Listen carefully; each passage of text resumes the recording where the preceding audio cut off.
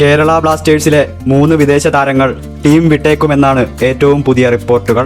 അതിൽ 2 പേർ മിലോസും പെപ്രയുമാണെന്ന് ഏറെക്കുറെ ഉറപ്പാണ്. ഹിമിനസും ലഗേറ്ററും പോകാൻ സാധ്യതയില്ല.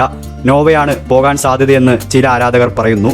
എന്നാൽ റിപ്പോർട്ടുകൾ അനുസരിച്ച് KVFC ലൂണയ്ക്ക് പകരം മറ്റൊരു കളിക്കാരനെ തേടുന്നുണ്ട് എന്നാണ് പുതിയ വിവരം.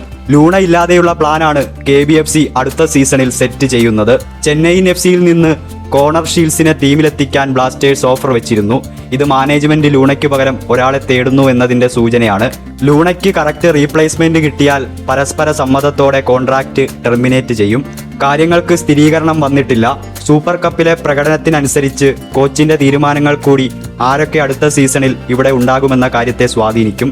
ടീമിനായി ഏറ്റവും ഡെഡിക്കേഷനോടെ കളിക്കുന്നവർ ടീമിലുണ്ടാകുമെന്നാണ് ഡേവിഡ് കാറ്റാല പറഞ്ഞത്. അപ്പോൾ ഏറ്റവും സിൻസിയറായി കളിക്കുന്ന ലൂണയെ മാനേജ്മെന്റ് വിട്ടുകളയുമോ? കണ്ടറിയാം.